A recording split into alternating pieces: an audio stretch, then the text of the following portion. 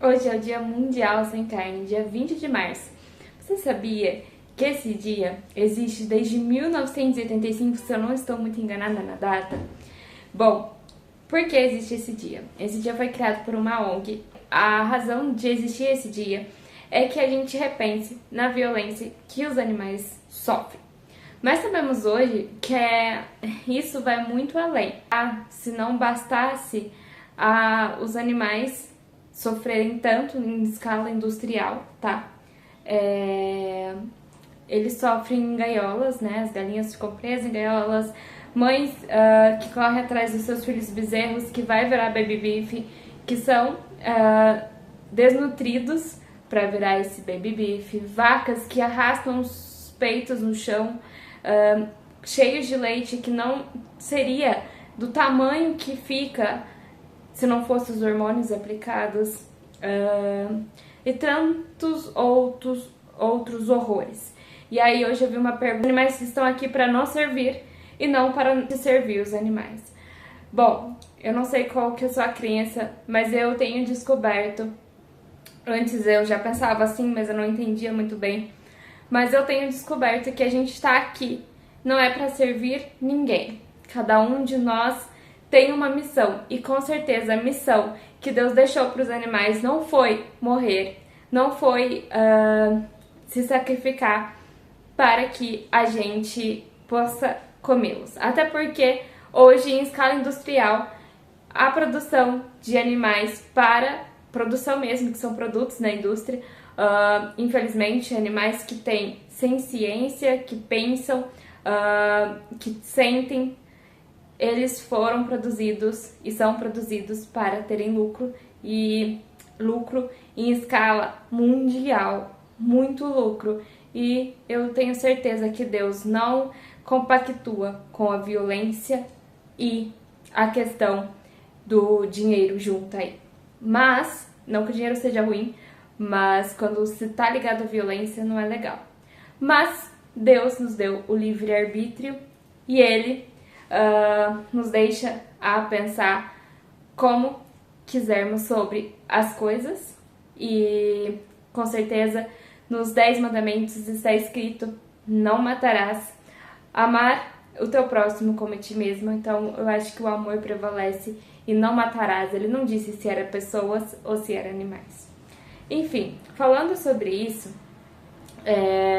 já não bastasse tudo isso, agora temos o aquecimento global. Já tem muitos estudos falando que esse calor, devidamente, se você não sabe, é devido ao aquecimento global, e isso vai piorar se a gente não tomar uma atitude. E sim, um dia sem carne já ajuda, uma semana, 2, 3 dias já ajuda, uma refeição sem carne já importa. É isso que esse dia quer passar, tá?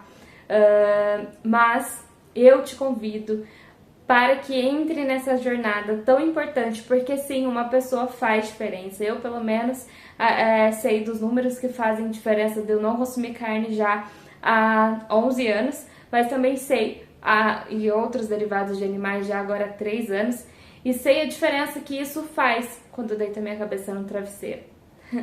Então, dito isso, fazendo esse resumo, o porquê desse Dia Mundial Sem Carne, eu quero deixar para vocês alguns dados que vocês mesmos podem estar pesquisando. É muito difícil guardar tudo, mas vamos lá, vou falar sobre alguns tópicos, tá? E a gente vai debater aqui. Impactos ambientais. Você pode pesquisar isso naturalmente, em IAS já pode te falar qual é o problema da carne para o planeta e para o ser humano. Então, a emissão de gases do efeito estufa, a pecuária ela é uma das maiores emissoras de metano. Por quê? Por causa do pum do gado, né? Então, um gás com potencial de aquecimento global muito maior que o dióxido de carbono.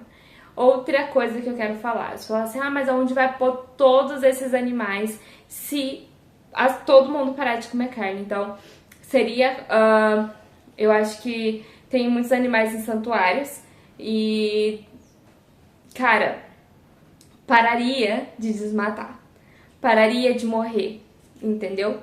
E como eu disse, eles não estão aqui para nos servir. A minha cachorrinha tá empurrando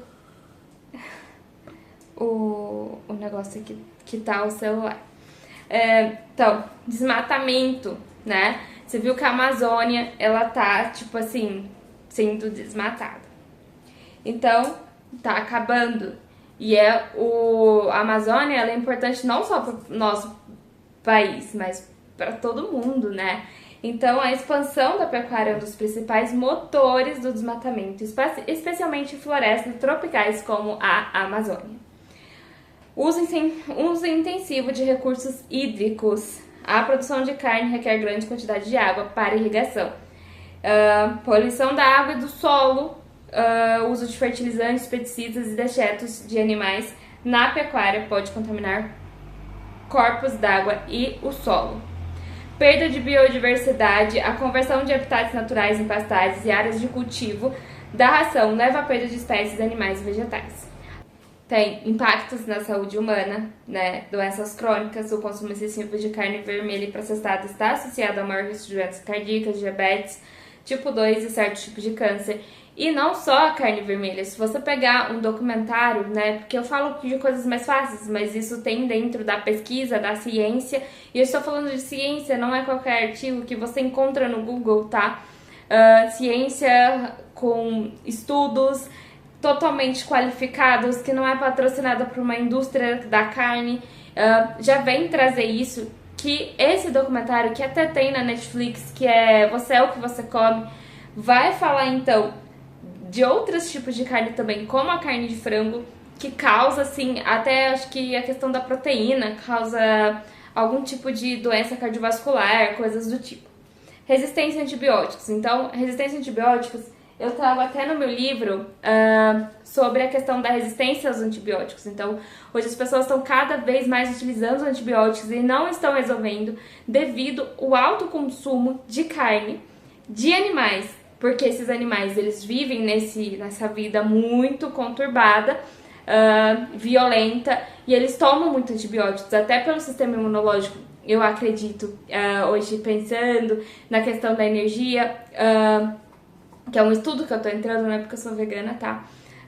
Mas no espiritual, assim, que eu penso que nosso corpo é energia. Então, quando a gente baixa essa energia, quando a gente sofre estresse, está dentro da psicologia, a nossa imunidade vem a cair e isso a gente fica mais doente. E esses animais estão sempre precisando de antibióticos por conta que eles sempre precisam curar alguma coisa nesses animais.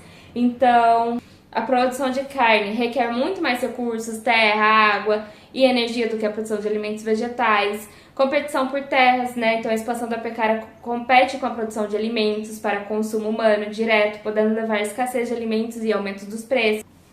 Então, até aqui no meu livro, eu venho dar eu falo aqui, tem uma parte dessa questão. Se você tem um estudo que se você plantasse, você acabaria com a fome do mundo, né? Se existisse mais a plantação de vegetais para alimentação do que a produção de gado, se utilizasse essas terras para plantar, teria muito menos pessoas passando fome. Então, uma população de 6,5 de pessoas necessita de 6 quadrilhões de calorias por ano para viver. A produção mundial de grãos é de 1,86 bilhões de toneladas de grãos por ano, cerca de 7,5 quadrilhões de caloria.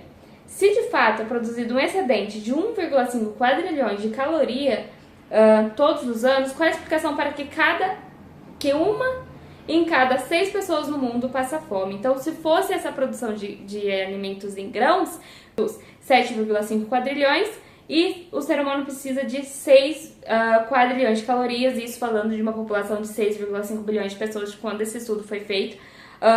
Porque tem gente que ainda passa fome. Então, por mais que tenhamos questões de aceitação políticas, burocracias a enfrentar, se acontecesse a fim de distribuir igualmente esses grãos, um fato é que as pessoas estariam passando menos fome. A carne é cara, não chega a todos, e sabemos dos seus vários malefícios à saúde. E pensando nisso, sabemos também que nem todos os grãos vai para o consumo humano. Então, a maioria dos grãos tem isso também, que a produção de carne, por que todos esses grãos são produzidos e não alimentam essas pessoas? Porque todos os grãos não são produzidos para pessoas, são produzidos para animais. E isso também desmata. Então, se fosse só para nós humanos, teria menos terras desvastadas, ou seria o suficiente para suprir a quantidade e a demanda dessas calorias pela quantidade de pessoas mundialmente, assim protegendo muito mais as nossas terras. Muitos estudos então já vêm trazer isso, né? Que o desmatamento, se a gente plantasse mais, seria muito menos que pela produção de gado, essa utilização das terras.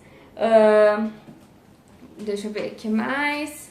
Então, a pecuária é responsável por 14,5% das emissões globais. No entanto, o metano, a gente está falando aqui do metano, ele tem um potencial de aquecimento global 25 vezes maior que o dióxido de carbono em um período de 100 anos. Além disso, a pecuária ela ocupa 70% das terras agrícolas do mundo. 70%. Ah, mas e a soja do vegano? Primeiramente, a gente não alimenta só de soja e a soja também não faz mal. A soja produzida por vegano, normalmente, ela não é transgênica, tá? A expansão da pecuária é dos principais... E a maior produção de soja está para o gado. A expansão da pecuária é um dos principais motores do desmatamento, especialmente a Amazônia, onde cerca de 80% das áreas desmatadas são convertidas em pastagens. Então, desmata porque precisa colocar gado. Assim como o ano passado teve aquela questão toda de fogo e etc. na Amazônia, quem acompanhou alguns perfis de políticos viu o que estava sendo feito, principalmente os ambientalistas, o que estava sendo feito ou o que estava sendo tirado dessas terras para uso, para pecuária. Muita gente se acompanhou e viu a questão do gado, o desmatamento para se colocar gado, né? Então, o uso da água são necessários em média cerca de 15 mil litros de água para produzir 1 quilo de carne. Em comparação, são necessários 1.600 litros para produzir 1 quilo de grãos. Impactos na saúde. O consumo excessivo de carne vermelha e processada está associado ao aumento de 20 a 30% no risco de doenças cardíacas, segundo estudos epidemiológicos. A resistência a antibióticos impulsionada pelo uso excessivo na pecuária causa cerca de 700 mil mortes por ano em todo o mundo, de acordo com a Organização Mundial da Saúde, OMS.